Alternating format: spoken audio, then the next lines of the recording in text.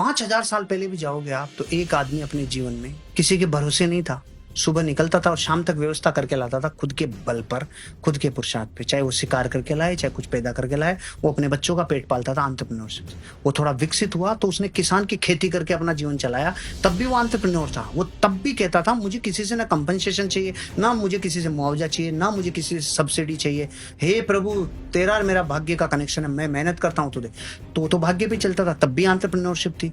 अगर इस भारत के असली बीज को देखें तो एंटरप्रेन्योरशिप ही थी। ये पूरे विश्व को व्यापार देता था, यहाँ का हर व्यक्ति लोगों को रोजगार क्रिएट करता था।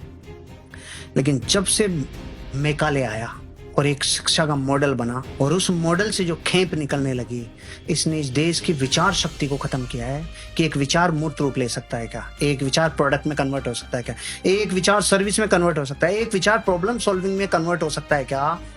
उस बीज को खत्म किया है इस शिक्षा के, इस मॉडल ने।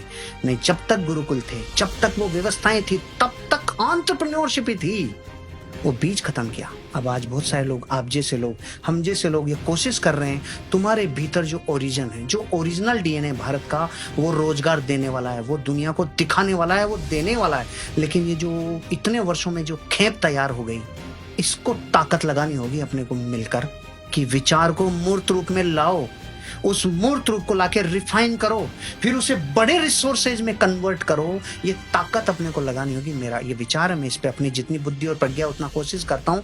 इतना ज्यादा बहुत डीपली नहीं जानता हूँ जितना आप स्टडी करते हैं, लेकिन फिर भी मेरे भीतर एक प्यास रहती है, भीतर विचार पैदा करो। केवल सैलरी को अगर जीवन बना लिया तो इतना जहर बनेगी कि आपके जीवन की उस विचार की क्षमता को ही खत्म कर देगी। आजीविका चलाने के लिए सैलरी जरूरी है, ओके, लेकिन उस विचार शक्ति को जो प्रोडक्ट बन सकती है, जो सर्विस बन सकती है, जो दुनिया की ज्वलंत प्रॉब्लम को सॉल्व कर सकती है, वो मानव आपके भीतर है। उसे मत मारो भाई, उसे निकालो, उसे कुछ करो, वो एक बिजनेस मॉडल बनेगा। आज कितनी दुनिया ने देखा है, पिछले 5 साल में कितने हुनर बाहर आए। हर हुनर ने एक व्यापार का मॉडल बनाया, हर हुनर ने लोगों को कुछ दिया।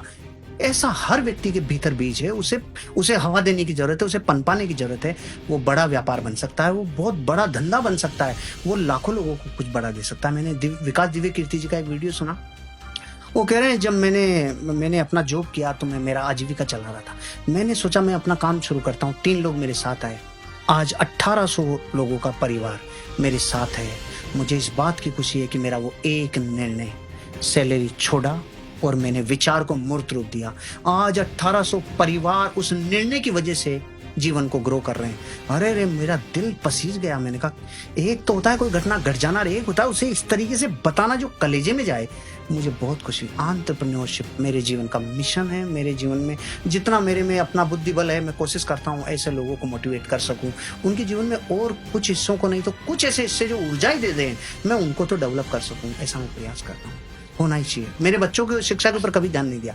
उनको वो इतने मस्त हैं कि पापा हमारे 90 आ रहे हैं, 93 आ रहे हैं, 95 आ रहे हैं, खुश ही नहीं होते। मैंने कहा बेटा, खुश नहीं होता है नहीं है, कभी जीवन में फेल भी हो गए तो मैं दुखी भी नहीं होऊंगा। तुम्हारे भीतर जो पुरुषार्थ है वो ही तुम्हें आगे लेके जाएगा। जब हमने समेत शिखर जी को तीर्थ क्षेत्र घोषित किया था, हमारा जेएनयू का पवित्र तीर्थ क्षेत्र है, उस वक्त एक वीडियो बनाया था। तब मैंने कहा था साहब, ये लोग 1 करोड़ हैं, लेकिन 20 करोड़ लोग इनकी वजह से रोजगार में कहीं ना कहीं संबंध रखते हैं। कुछ तो दम है, किस बल पे? ये एंटरप्रेन्योरशिप का बीज है उस वक्त। ये सब में होना चाहिए और है सर, लेकिन वो सिस्टमेटिकली मरा है। वो सिस्टमेटिकली उसे सुषुप्त अवस्था में भेजा गया है। उसमें शिक्षा का बहुत बड़ा रोल है।